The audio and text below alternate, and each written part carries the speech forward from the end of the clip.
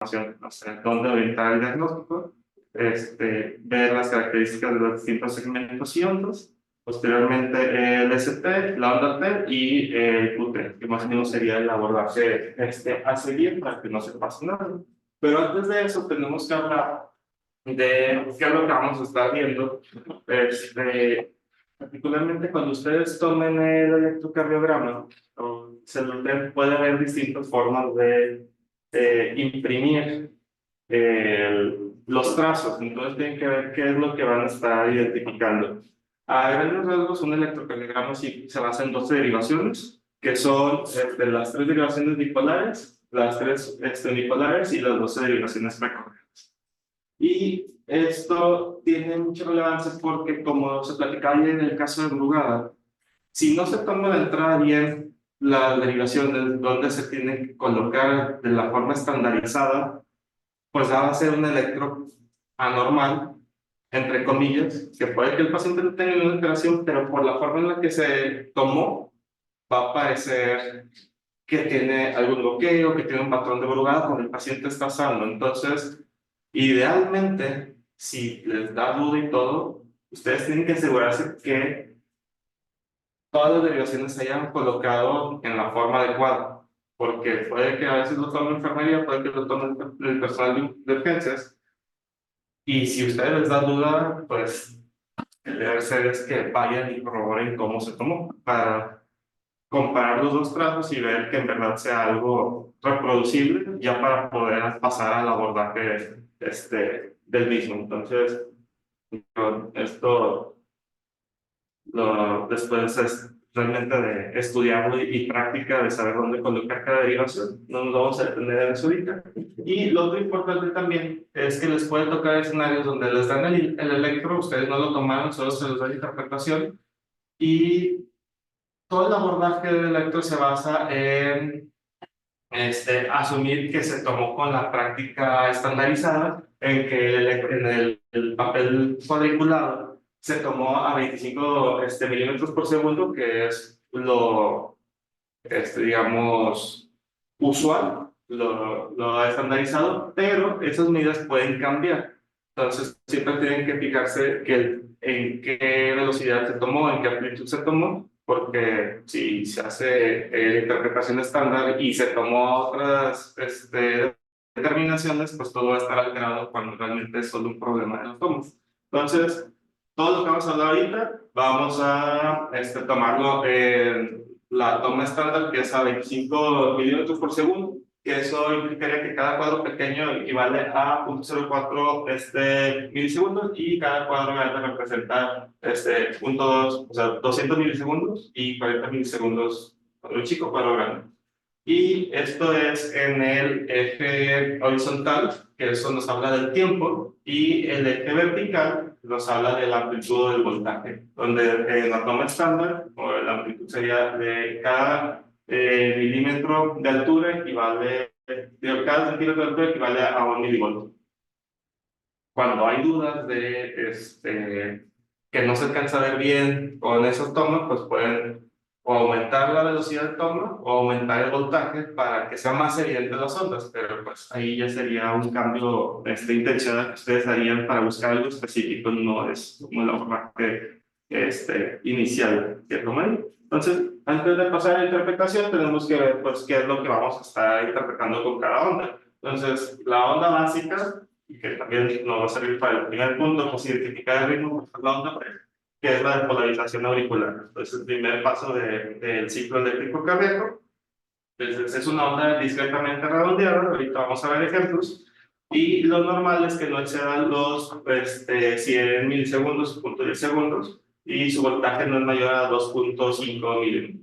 Y eso, digamos, es una medición estándar, nos va a ayudar a identificar si hay crecimientos auriculares o no. Y la condición normal para identificar que es un ritmo sinusal es que la onda P sea positiva en D1, D2, ABF, y de V2 o V6, y negativa en ABR, y puede ser positiva o bifásica en D3 y ABF.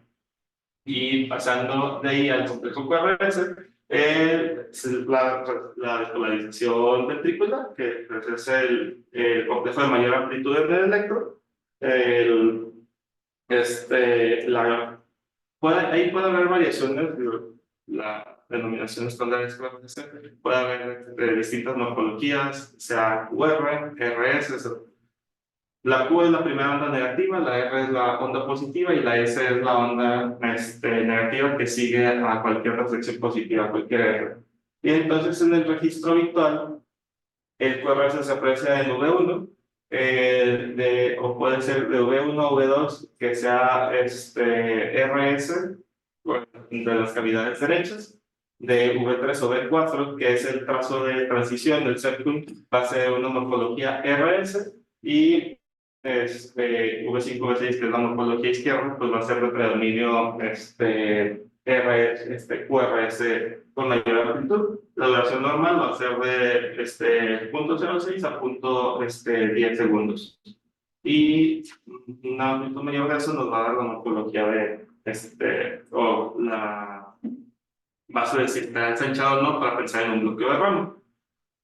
Si nos queremos ir más a profundidad de entender las cosas, de por qué se dan todas estas afecciones, tenemos que hablar de los vectores. Entonces, todo el corazón es una actividad integrada electromecánica.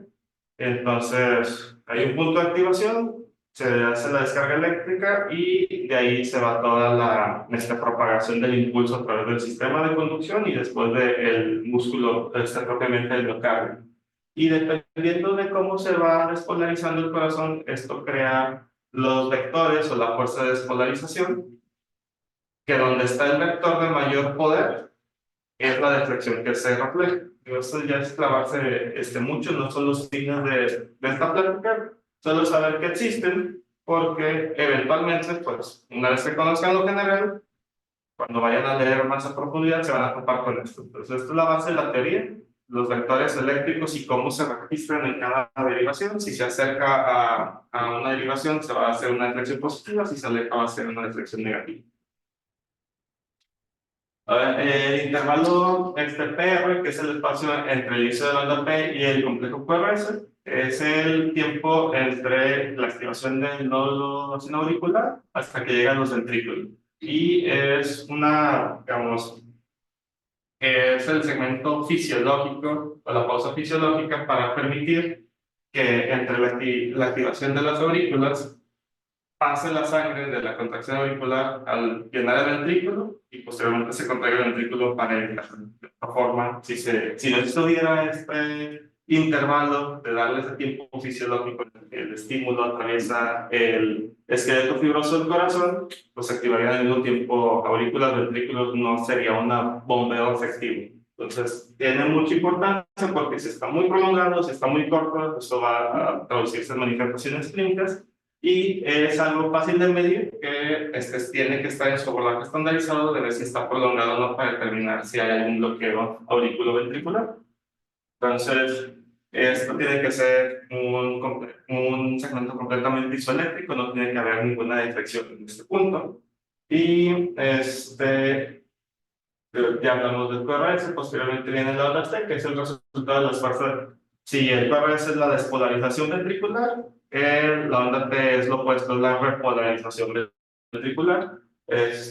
Usualmente, a diferencia de la onda P o del QRS, que el QRS es un complejo con espiga y la onda P es algo redondeado, simétrico, la onda T normal tiene que ser asimétrica, donde va una rama ascendente lenta y después una descendente no tan inclinada. Cuando veamos que está asimétrica, pues nos va a hablar de alguna alteración, como lo vamos a ver más adelante. Lo normal es que esté positiva en D1, D2, ABF y de V3 a V6. De V3 a VL, de V1 o V2 pueden aparecer negativas y eso puede ser normal. Y cuando están acuminadas puede representar que tienen alto voltaje. Si las ramas son simétricas, ahorita vamos a ver cómo interpretar eso. Y por último, lo que tienen que hacer en la verdad, que lo que tienen que interpretar, ya después de ver la morfología de la onda, es el intervalo Q-T, que es desde la Q, el inicio de la despolarización ventricular, hasta el final de la T, que es el final de la repolarización ventricular, y pues todo este segmento eléctrico constituye la cítula eléctrica. Su medida es en función de la frecuencia ventricular, por eso va a ser importante que además de medir el QT, lo corrijan en base a la frecuencia que tiene el electro en el momento en que lo midieron. Y finalmente está la onda Q, que es, la verdad, no muy usual de ver, no en todos los electros se va a ver. Usualmente va a ser en bradicardias por debajo de 50 latidos por minuto, donde puede llegarse a ver más evidente, principalmente en delegaciones precordiales derechas. Y realmente su importancia clínica pues no es relevante en comparación a los otros complejos que mencionamos. Pero después podemos tener una plática y todo más a profundidad de todas estas reflexiones, pero ahorita lo importante es como a grandes rasgos identifique despolarización auricular, el intervalo fisiológico entre auricular y ventrícula, despolarización ventricular y repolarización ventricular, que es lo que vamos a estar viendo en el laboratorio del electro. Entonces, el primer punto de un electro, lo primero que hay que hacer es determinar el ritmo, que esto pudiera sonar tonto, de que pues sí, es lo primero que tengo que ver, pero usualmente también es lo más retador, porque lo demás pueden ver, pues la onda está más alta, más ancha, hay crecimiento de cavidad, ahí lo que derrama es usualmente es muy evidente de ver, pero a veces el ritmo no está tan fácil de identificar. Entonces, lo que buscamos es que sea un ritmo sinusal. Sinusal quiere decir que viene del nodo sinoauricular, que es el marcapaso dominante del corazón. Entonces, para decir que es sinusal, la despolarización tiene que llevarse desde el punto más alto de la aurícula, que es el nodo SA, y entonces la despolarización va a seguir un sentido cráneo-caudal. Y eso nos va a dar por qué tiene que ser la P siempre positiva en D1, D2 y ABF, que son pues, las derivaciones inferiores, porque viene la despolarización de arriba hacia abajo. Entonces se acerca hacia las inferiores, pues un ritmo sinusal siempre va a estar positivo en estas derivaciones. En D3 a B puede ser ya sea positiva, negativa o bifásica. Y para decir también que es sinusal, esas son las características que tienen que tener una onda P que se origina en el nodo sinusal. Pero para decir que el ritmo es completamente sinusal, es que cada onda P va precedida de un complejo QRS. Entonces, eso nos marca que es sinusal. Y aquí vemos un ejemplo de un electrocardiograma normal en ritmo sinusal, de onda P, seguida de un QRS. El QRS es estrecho, todas las ondas P tienen la misma morfología y todas desencadenan un ciclo cardíaco. Todo lleva el mismo ritmo, entonces ahí no hay duda que es un electrocardiograma normal. Pero ¿qué pasa cuando esto no es así? Aquí tenemos distintos trazos de los ritmos que no son sinusales y que son relativamente frecuentes o que se pueden encontrar. Entonces, primero tenemos un ritmo de fibrilación auricular. La fibrilación auricular no hay contracción auricular, entonces está por completamente perdida la P. Es una arritmia irregularmente irregular, que es la descripción clásica. Entonces, cada complejo QRS, aunque va a tener la misma morfología, no va a llevar un ritmo. O sea, van a aparecer en tiempos distintos. Y esto va a ser tanto en el electro como en la auscultación, van a encontrar algo completamente irregular y no va a estar precedido por una onda P. Ahora, hay que tener cuidado porque probablemente va a ser la arritmia más común que van a encontrar, pero a veces no es tan fácil de identificar, particularmente, y aquí entra en función lo que hablamos de la toma del electro. Muchas veces o por condición del equipo, o por condición de los cables, o que no se pusieron bien las derivaciones, o que el paciente se estaba moviendo mucho, o por las condiciones del paciente, es un epoquiano, tiene un tórax muy amplio, etc. Eso puede crear interferencia eléctrica por ruido en la línea de base. Entonces no se va a ver bien la línea isoeléctrica y el complejo QRS irregular, sino que la línea de base puede tener mucho ruido eléctrico, entre comillas, que es interferencia, y eso a veces puede llevar a que no se puede identificar si hay una onda P o no, o como en este caso, si se fijan, antes de los complejos, entre los complejos QRS, hay reflexiones pequeñas, positivas, algunas negativas, pero no son ondas P, sino que es actividad auricular inespecífica.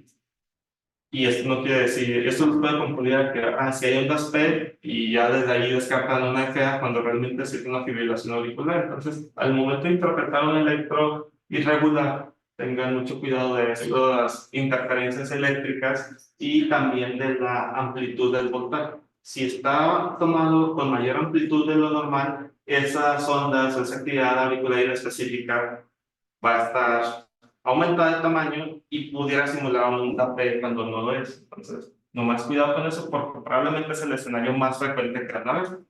El segundo ejemplo pues es un poco más claro, es un flóter auricular típico. Entonces vemos las características ondas F o hoja de cierre. Entonces vemos cómo está la actividad auricular irregular, que son las ondas F, y después un complejo QRS de características normales. Todos llevan tienen la misma morfología, entonces ahí el ritmo está de un floater. Y lo retador con el floater es que no siempre va a ser un electroclásico como donde lleva, digamos, una relación de conducción estable, que es donde entra un floater típico de conducción 3-1, 4-1, donde hay 3 o 4 ondas F y después un QRS normal. A veces puede ser un floater de conducción variable, donde puede haber 2 ondas F, un QRS, después 3 ondas F, un QRS. Entonces te da la impresión de que fuera una fibrilación auricular, pero pues ahí entra la interpretación de que ahí están muy claras las ondas F. Si queda duda, intencionalmente pueden tomar el electro con doble amplitud para que sean más evidentes las ondas y ver si llega un patrón o no. Y hay casos donde van a ser flotters atípicos donde va a ser difícil diferenciarlo de la fibrilación auricular, pero en las cosas a tener en cuenta. Ahora, el tercer ejemplo es un ritmo nodal acelerado. Si se fijan, no hay presencia de onda P, pero todos los QRS tienen la misma morfología y son rítmicos. Entonces, ahí, por alguna u otra razón, no hay actividad auricular, ya sea o que esté bloqueado o que sea un bloqueo sin auricular o que sea un paro sinusal, etc. No está funcionando el nodo CA. Pero el marcapaso inferior, que le sigue, que es el nodo B, sí está funcionando y eso está mandando el estímulo. Entonces, todo está rítmico porque el marcapaso está dominando, pero hay ausencia de actividad auricular. Y esto puede ser que sean ritmos muy lentos y que entre de base del marcapaso como rescate, latidos de descarte, y lleve el ritmo nodal, o puede ser una arritmia originada en el nodo AB y dar ritmo nodal acelerado donde no van a encontrar las frecuencias típicas de escape de 40, 50 latidos por minuto, sino que pueden estar en 70, 80 o incluso más altas y a veces en algunas arritmias de entrada nodal. Pero la característica va a ser rítmico, a diferencia de la FA, y no va a haber ondas P. Y ahí puede o no que el progreso sea ancho o estrecho, dependiendo si está conservado o no la conducción normal o auricular. Después, otra cosa que van a encontrar frecuentemente que puede darles duda es la arritmia sinusal. Hay una onda P de características sinusales seguidas de un QRS, pero si se fijan, la frecuencia de los complejos es irregular entre sí. A pesar de que la morfología sí coincide, la frecuencia es irregular. Y esto es bastante frecuente por la variación de la respiración. Entonces eso da una variación del ciclo normal y pudiera parecer que tiene alguna arritmia, pero realmente es un ritmo sinusal predominante. Entonces en este caso se llama arritmia sinusal, donde por la irregularidad, pues pudiera hacer sospechar de que está pasando algo, pero es relativamente frecuente encontrarlo. particularmente personas jóvenes, muy delgadas, que con cada respiración varíe el registro eléctrico, entonces es un hallazgo relativamente frecuente y no los tiene que preocupar. Después, lo que tal van a ver un poco más en urgencias, seguido de la FA, es una taquicardia supraventricular. Entonces, frecuencias por arriba de 150, donde por la frecuencia no se alcanza a identificar la onda P por seguido que están los complejos correceptivos, son complejos estrechos, que nos hablan de que sí está siguiendo una conducción de los marcapasos superiores y la frecuencia es muy acelerada. En este caso, pues, la mayoría de los diferenciales se van a tratar con la adenosina, o muchas veces las maniobras vagales o el primer bolo de adenosina, si no revierte por completo la arritmia, sí la puede enlentecer lo suficiente como para que en el registro ya se haga evidente la onda P y ya pueda identificar cuál es la actividad dominante de base. Después la... Eso no quiero yo mencionar las workers. Ese es el único detalle de... O sea, que si llegaran a ver pacientes, si llegaran a identificar pacientes con taquicardia particular y te alcanzan a ver la onda delta de preexcitación, si tienen cómo poder comparar este electrocardiograma previo que hicieron taquicardia particular, el utilizar maniobras vagales o la radiología, pues lo que va a hacer es perpetuar la taquicardia, porque va a estar haciendo la taquicardia por el que es accesorio. Al bloquear el nodo auriculoventricular, pues la taquicardia va a seguir por el accesorio. Y no hay un momento en el que se detenga, que es lo que requiere el nodo auriculoventricular. El siguiente ritmo, pues tal vez es el que no vamos a batallar mucho en encontrar, es la taquicardia ventricular. Es una taquicardia, complejos anchos, en este caso monomórfica. El principal problema aquí, o el principal diferencial, no tanto la taquicardia ventricular, sino con qué la podemos confundir. Cuando hay un bloqueo de rama de base y el paciente entra en taquicardia por alguna otra razón, digamos, tiene un paciente aquí o en el neck por un choque séptico, está taquicárdico por la sepsis, pero ese paciente ya tenía un bloqueo de rama de base por la misma taquicardia, el complejo se puede ver así, con una taquicardia de este complejo PRS ancho, y el manejo es muy distinto en los dos. Básicamente, esto pues, descargar, empezar maniobras y pues una, digamos, FA con este complejo ancho, pues sería tratar de frenarla y revertir la causa de base. Entonces, siempre que puedan o que les den un trazo típico, pregunten si hay un trazo previo para comparar si ya se conocía con bloqueo de rama o no, si ya se conocía con alguna arritmia o si están presentando, debutando con alguna arritmia maligna, entre comillas. Y lo otro que pueden ver tal vez más frecuentemente aquí es un ritmo de marcapasos, donde se ve la espiga de estimulación, la espiga de estimulación y después la onda de despolarización.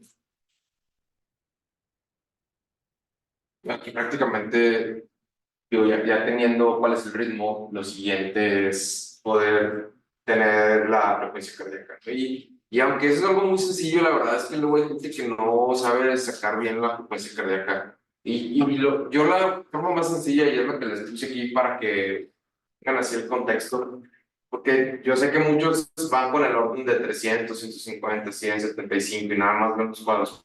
Pero sí hay como que cierta manera en la que se pueda calcular de forma más concreta y más correcta, que eso es lo que yo esperaría que hagan en la práctica, ¿no?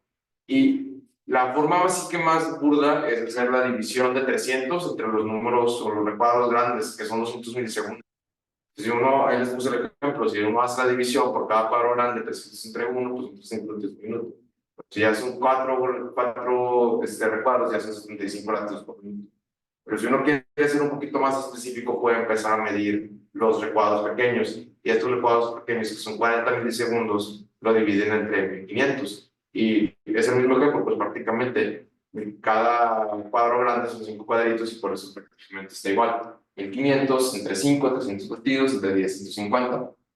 Si uno quiere ser un poco más específico en cuanto a la medición de la frecuencia cardíaca, lo puede hacer por segundos. Entonces, que yo creo que es la forma más concreta y más correcta si lo queremos ver de esa manera. sea, si tenemos que son 60 segundos en un minuto y cada cuadrito pequeño, pues cada cuadro son 0.2 segundos o 200 milisegundos por latido, se hace la división y eso te da lo mismo, 300, o si son 0.4, pues son 150. Y eso pues prácticamente es medición de cuadrito y saber que cada cuadrito o cada cuadro grande, pues qué es lo que equivale en cuanto a milisegundos.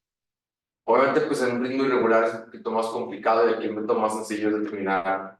Haces un conteo de 50 cuadros grandes, que son 10 segundos, y el número de complejos QRS que haya en esos 50 cuadros grandes, pues prácticamente es lo que equivale a eso por 6 a la frecuencia K, ¿no? Pero yo creo que el último punto que es el más importante y eso es lo que les va a ayudar también para identificar las arritmias, es saber medir las longitudes de ciclo. La frecuencia cardíaca está bien, la frecuencia cardíaca pues es algo que todos queremos saber y ¿cuánto es la frecuencia? No, pues 110, pues es acelerada, ¿cuánto? Pues 40, no está bajo, ¿no? Entonces, pero si uno quiere ser un poquito más específico en cuanto a la medición de, ¿sabe cuál es la frecuencia de las ondas P o cuál es la frecuencia de las ondas R? Porque eso nadie puede identificar. Sabes que las ondas P van a 300. Seguramente eso es lo que está haciendo que no todas las ondas P estén conduciendo con el QRS. Y para eso es la longitud del ciclo. Entonces aquí sabemos que la velocidad estándar, como bien lo mencionaba Jorge al principio de la presentación, es de 1500 milímetros por segundo y cada milímetro pues lo que equivale son 40 milisegundos. Si hacer la multiplicación tenemos un valor estándar que son 60.000, que es la constante de conversión de frecuencia cardíaca a longitud de ciclo. Y esa frecuencia cardíaca, pues ya de ahí podemos sacar específicamente la frecuencia cardíaca o la propia longitud de ciclo, haciendo la división. Y pues, ya habiendo hablado de la onda normal, pues tienen los crecimientos específicos, buscaremos crecimientos auriculares buscando normalidades en onda P y crecimientos ventriculares buscando normalidades en el QRS. No me voy a clavar tanto en las mediciones, solo realmente en la práctica de electro, cuando empiezas a sospechar, digo, ya ahorita hoy en día, cuando empiezas a sospechar que hay alguna alteración de las cavidades, pides un eco y lo confirmas. No tienes que clavar completamente el electro. Si no tienes un eco en el momento, es en la guardia, es en la noche, puede ser sugestivo, pero yo no les recomendaría que basaran sus decisiones completamente en esto. Esto los puede orientar para su sospecha diagnóstica, para su interpretación del electro, pero no basen completamente sus decisiones en esto. Y siempre que puedan complementarlo con algún rastreo, algún ecocardiograma, háganlo para confirmar su sospecha, que no siempre correlación. Pero técnicamente la onda a grandes rasgos y por tiempo, la onda P, si es un crecimiento, tiene dos componentes, una rama ascendente y una descendente. Y estamos hablando de los dos aurículos, derecha e izquierda. Usualmente la rama ascendente de la onda P es la aurícula derecha, la rama descendente es la aurícula izquierda. A grandes rasgos, simplificando mucho las cosas. Cuando se aumenta el lado derecho, tiene un crecimiento auricular derecho, muchas cardiopatías congénitas, instancias tricuspidia, etc. El componente derecho de la onda P se va a aumentar. La duración total no va a cambiar mucho, pero la amplitud sí. Entonces, una onda P que está aumentada de amplitud en comparación con el QRS, que llega a la mitad del QRS, como vemos en este ejemplo, o que tiene un componente bimodal, es decir, o bifásico, componente positivo o negativo de la misma onda con predominio del componente positivo inicial, pues es sugestivo de un crecimiento auricular derecho. Por otro lado, un crecimiento izquierdo, o la mitral, como clásicamente se describe, mitrales con condiciones que aumentan el diámetro de la aurícula izquierda, se van a presentar con un aumento de la duración total de la onda P y con una separación de sus componentes. Entonces vamos a tener una silla montada o como una M, en donde el componente de la segunda onda va a estar más pronunciada y va a prolongar la duración de la aurícula. Esto es sugestivo de un crecimiento auricular izquierdo, ¿no? Grandes rasgos. Ahora, pasando al perro, que era lo que hablamos, que tal vez va a ser un poco más evidente y, no, y realmente no está tan extraño ver estas alteraciones en este punto. Tiene que durar entre 120 a 200 milisegundos, .12 minutos. Y cualquier cosa que, o sea, si está más prolongado de 200 milisegundos, vamos a hablar de un bloqueo de primer grado, que digo, a veces no necesariamente se produce en algo clínico y es relativamente frecuente de encontrar, y vaya, se describe y listo. O si está acortado menos de 120 milisegundos, estaríamos hablando de preexcitación, como vemos en el primer ejemplo, que es un Wolf Parkinson White, donde prácticamente la onda P está casi pegada al QRS porque no está siguiendo vía normal a través del esqueleto fibroso, sino que se va por la vía accesoria, que es una conducción más rápida.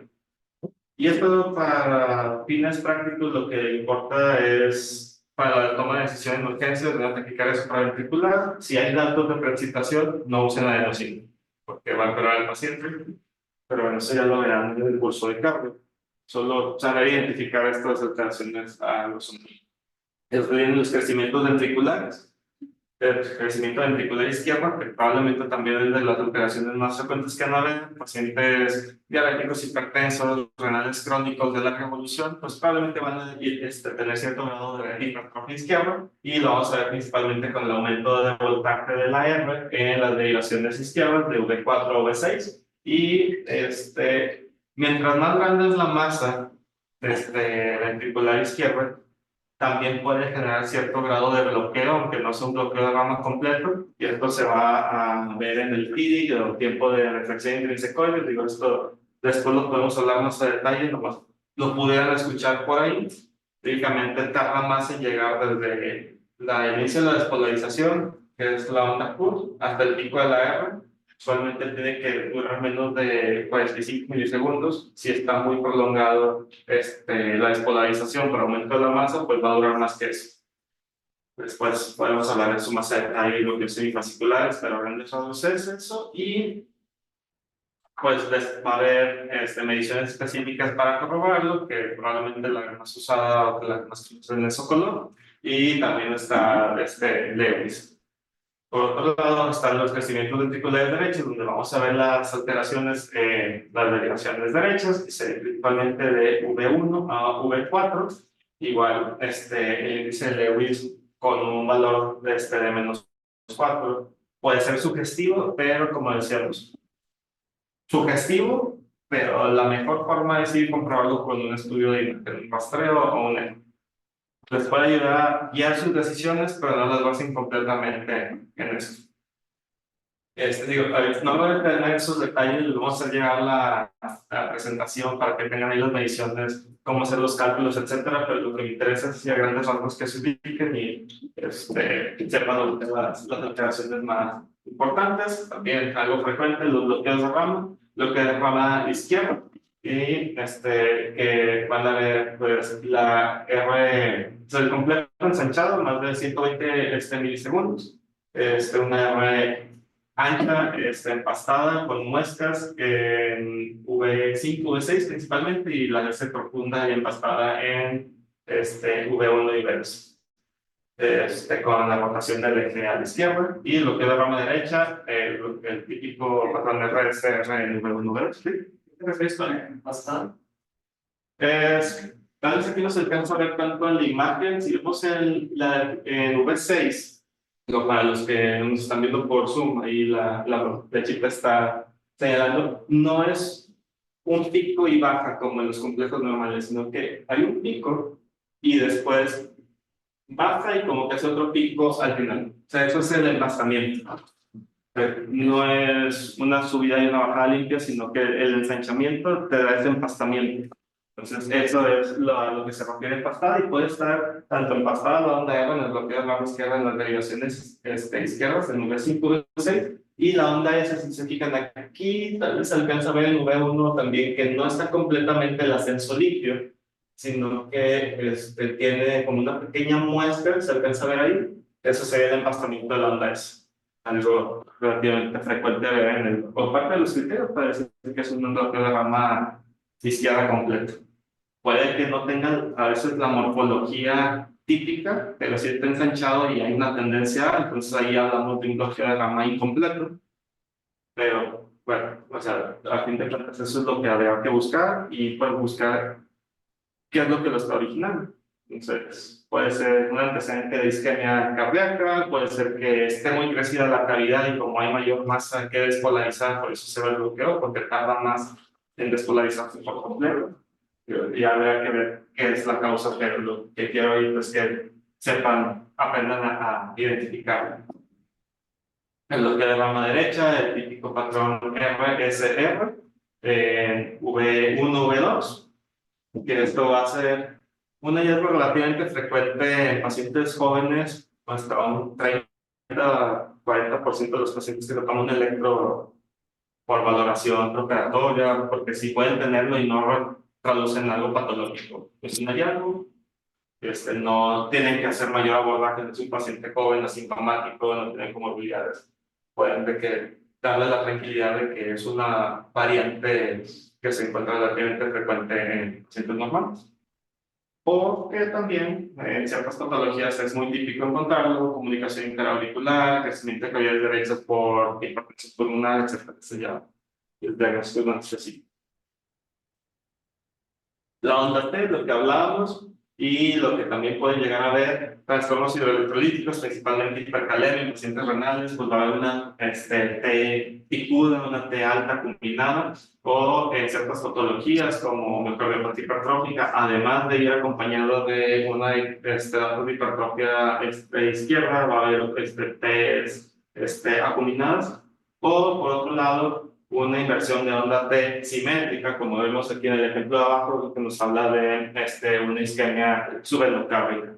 Entonces, si vemos, no es el típico patrón donde la rama inicial de la onda T es más pronunciada que la segunda rama, sino que son simétricas, está invertida, lo que nos habla de isquemia subendocárdica, o en ciertos casos crónicos también nos puede hablar de sobrecarga cardíaca. Y esto, digo, prácticamente ya nada más es para identificar cómo se encuentra el eje, ¿no?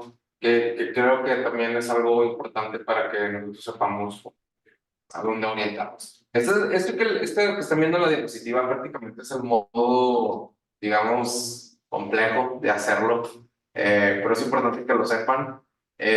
Digo, si uno dibuja su triangulito de Coven para asignar sus polos positivos y negativos de cada una de las derivaciones, de ahí se selecciona, digamos que los complejos QRS de trazo simultáneo, obviamente, para identificar tanto en D1 o en D3. ¿Qué es lo que vamos a hacer? Vamos a calcular el voltaje de cada derivación, y aquí les pongo el ejemplo, por ejemplo, de 1 que termina siendo más 4, que hace la suma o la resta de onda R menos la suma de Q y S. Y de esa forma se traza en el triángulo desde el punto medio, digamos que se hacen divisiones iguales en la misma distancia, y a partir de ahí, digamos, aquí está, por ejemplo, de 1, se pone más 4, y de 3 se pone más 2, y de ahí se hace la división, se traza una línea para ver dónde concuerdan, y en el punto donde concuerden, desde el centro del triángulo hacia esa región, es donde va a estar el eje o donde está el vector. Pero pues esto es muy complicado, y si uno se pone a hacer eso y a las 3 de la mañana en urgencias, es como que no tiene mucho sentido, ¿no? Entonces la forma que todos conocemos, que es la forma rápida, agarramos siempre derivaciones perpendiculares de 1 con AVF, de 2 con AVL, de 3 con AVR, y se va a identificar la que tiene el mayor voltaje, y que la que sea contraria o la pareja tenga una isobifacidad. Por ejemplo, aquí de 2 es la que tiene el mayor voltaje, y AVL pues es la que está más isobifásica. Y el eje eléctrico va a ser paralelo a esta derivación, y que es perpendicular a la derivación isobifásica. Pero pues al final lo que se tiene que identificar es hacia dónde se dirige. Yo obviamente aquí les pongo el ejemplo. Si es hacia abajo, o sea, si se está dirigiendo con mayor voltaje hacia D2, pues vamos a ver D2 positiva. Pero si se estuviera alejando, veríamos D2 negativa y sería lo contrario. Y al final, pues uno tiene que medio trazar ahí con un circulito, ver exactamente dónde se va a identificar. Cuando no sea posible identificar una pareja de derivaciones, se debe buscar la derivación individual con mayor voltaje o la que tenga mayor isoeducación. Pero esto es importante también considerarlo en el plano transversal, en el plano precordial, perdón. Y esto, pues prácticamente es igual, ¿no? Porque al final los ejes no solamente van así, es hacia la izquierda, derecha, hacia abajo, hacia arriba, sino también es si es anterior o si es posterior.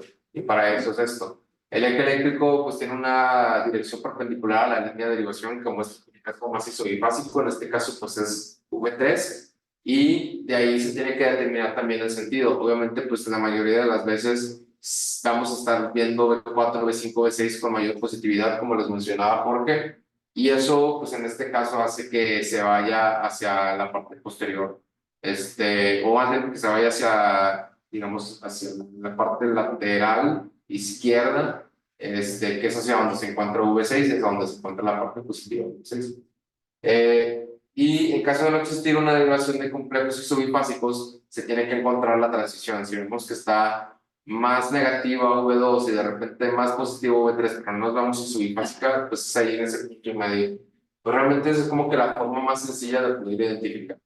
Esto, todos sabemos que el complejo QRS es lo que siempre identificamos el eje, pero todas las ondas tienen su eje vectorial. Y aunque lo más importante siempre es QRS, porque como lo mencionaba, porque es la despolarización ventricular, también es importante identificar cómo se encuentra el eje de la onda P y el eje para saber hacia dónde se está dirigiendo tanto la repolarización auricular, la despolarización auricular y la repolarización.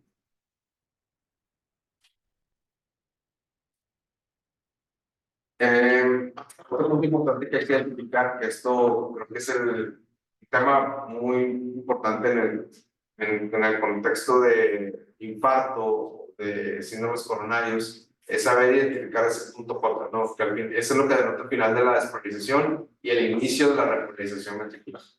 Y hay que identificarlo prácticamente en la línea isoeléctrica, pero pues van a existir variantes fisiológicas, ¿no? Y aquí les pongo cada cuánto es lo que tenemos que medir de voltaje. Si fuera un hombre de menos de 40 años, en V2 y V3 tiene que ser el punto máximo, punto 25. Si son mayores de 40 años es punto 2 y en mujeres es punto 15. Y el límite superior en el resto de las derivaciones es punto 1 milivolts. El punto de corte de normalidad en cuanto al nivel negativo es de 0.05 en las derivaciones V2 y V3 y de 0.1 para el resto. Pero pues aquí el punto J, aunque sí es importante saber medirlo, es súper importante. Lo más importante es saber identificarlo. Muchas veces nos confundimos hacia exactamente dónde está el punto J, que eso es lo que va a derivar si un paciente tiene elevación del segmento solitario, tiene infradesnivel, ¿no? Y para eso tenemos que identificar el intervalo TP, que es el momento en el que prácticamente las células se encuentran en reposo, no hay ni despolarización, no hay repolarización. Es la fase 4 del potencial de acción y representa prácticamente la diástole del líquido. Se inscribe en la línea isoeléctrica, no existe un gradiente o un diferencial del potencial eléctrico. Y ese es el segmento que debe utilizarse para compararse. Entonces, yo lo que siempre hago es, yo tengo una reglita, pero puedo utilizar una hoja de papel e identificar en la línea isoeléctrica, y de la línea isoeléctrica se van hacia posterior al complejo QRS. Y ahí es donde van a identificar el punto J. Pues ahí es donde van a encontrar si el punto J está elevado o no. Si ven que el punto J está por arriba de su hojita de papel, pues es que está elevado. Si ven que ponen la hojita por arriba, si ven que la hojita está por debajo del papel, es que el punto J está. Si lo ven igual, no deben nada que hacer.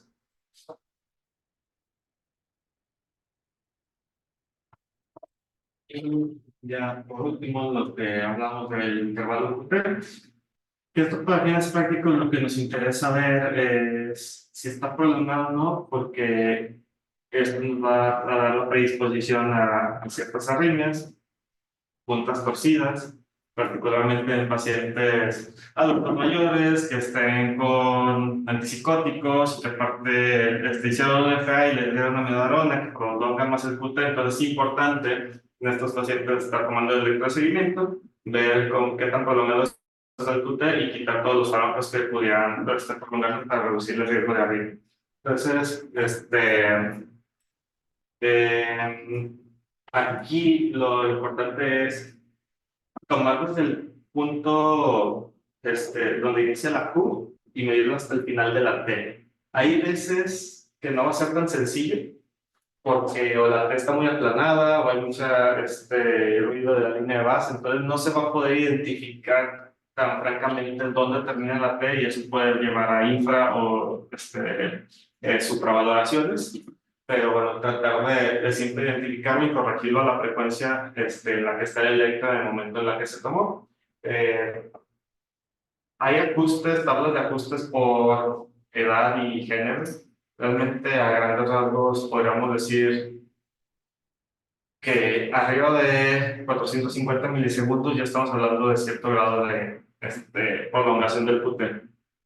Hasta arriba de 520 milisegundos, donde estaríamos hablando de una franca prolongación y donde el riesgo de arritmia ventricular pues, es mayor. Entonces, siempre hacer el cálculo y tratar de identificar los fármacos que pudieran estar afectando para retirarlos o tratar de ajustar ahí, reducir el riesgo del paciente. Y digo, esto fue así demasiada información en poco tiempo, lo sabemos. El electro pues, tiene mucha teoría, a veces puede ser también un poco tedioso más de golpe. Aquí son los libros de texto que creemos pueden explicar eso en un rango de profundidad adecuado, o sea, no se clavan mucho en algunas cosas y pueden tener como una noción más clara de todo lo que acabo de hablar, ya sea la parte del del libro de Cardiología de Guadalajara, en el capítulo 4, el libro ya clavándose un poco más de todos los de vectores y toda la descripción clásica de electrocardiografía mexicana, etcétera, está el Sudi Pallares. Y yo creo que lo que más les recomendaría para ustedes en medicina interna es el libro del doctor Posas, que realmente es como un equilibrio entre teoría de electro y un abordaje más amigable. Entonces, si quieren revisar más a profundidad, yo les recomendaría de entrada que busquen primero el libro de Víctor Pozas y ya los que les gusta acá o quieren ahondar un poquito más, pues ya se lo a cabo, soy fallar son buenos ejemplos. Entonces, en conclusión, siempre lleven el mismo abordaje estandarizado.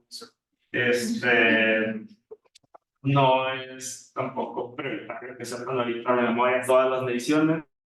Los pueden tener apuntados ahí a la mano, solo identificar las alteraciones drásticas y esto es práctica. O sea, vean electros y poco a poco, siguiendo el mismo abordaje, se van a ir automáticamente dando cuenta de alteraciones y ya después que se hagan mediciones más finas. Pero digo, para lo que necesitan en medicina interna, buscar estas alteraciones generales y tratar de darle correlación con los diagnósticos de sus pacientes. Pero no tampoco se multipliquen en tratar de dominar todo esto y los vectores, etcétera. Eso no es práctico, o sea, no es tan práctico, solo vayan agarrando práctica viendo electros, no les tengan miedo. Y pues cualquier duda, pues, digo, a veces no es tan sencillo. Hay electros que son retadores, pues estamos aquí para apoyar. Y pues todo es también relativo, cuestión de perspectivas. Puede que nosotros parezcamos, sepamos mucho, pero si tenemos al doctor Posas, que es un electrofisiólogo con toda la experiencia del mundo, pues para él nosotros no sabemos nada. Entonces, todo es también cuestión de percepción. Vean electros y vayan practicándolo. Si quieren, después vamos a hacer un curso tal vez más práctico con puros ejemplos y para que ustedes calculen y vean alteraciones más comunes. Pero bueno, esto sería como que la teoría de base. Entonces, si tengan alguna duda, las otras sedes